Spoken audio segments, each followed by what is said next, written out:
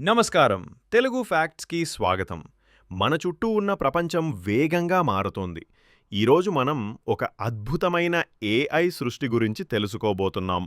అదే robot Sophia. అసలు ఈ రోబోట్ సోఫియా ఎవరు? మీరు తెరపై చూస్తున్న ఈ రోబోట్ పేరు సోఫియా.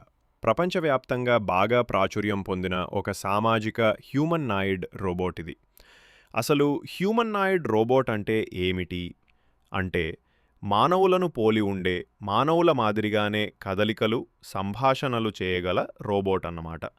మరి సోఫియా ఎందుకు అంత ప్రత్యేకమైనది? సోఫియా వెనుక ఉన్నది ఎవరు? సోఫియాను 2017లో హాంకాంగ్కు చెందిన హాన్సన్ రోబోటిక్స్ అనే సంస్థ రూపొందించింది.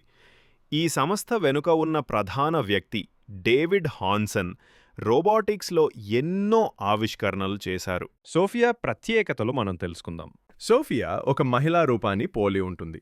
ఇది కేవలం కనిపించడమే కాదు, నిజమైన మనుషుల వలె సంభాషణలు జరపడానికి, ముఖ కవళికలను అనుకరించడానికి మరియు కళ్లతో చూసి వ్యక్తులను గుర్తించడానికి రూపొందించబడింది.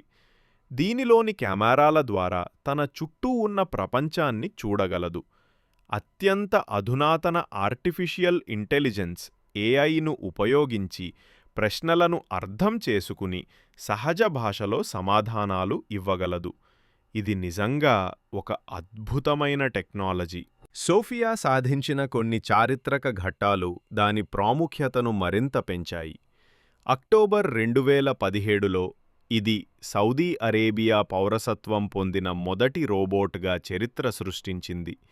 ఇది కేవలం ఒక రోబోట్ కాకుండా ఒక పౌరసత్వం పొందింది అంటే దాని స్థాయి ఏంటో ఆలోచించండి.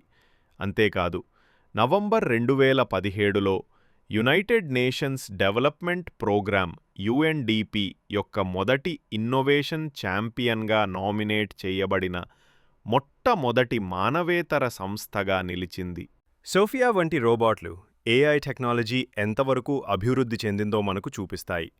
మానవ సమాజంలో రోబోట్లు ఎలా కలిసి జీవించగలవు, ఎలాంటి పాత్రలు పోషించగలవు అనే దానిపై ఇది ఒక పెద్ద చర్చకు దారితీసింది.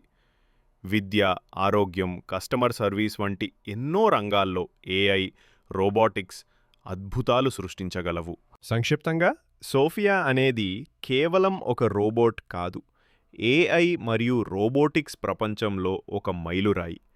మానవ మరియు కృత్రిమ మేధస్సు మధ్య వారధిగా నిలిచి భవిష్యత్ టెక్నాలజీలకు కొత్త దారులు వేస్తోంది.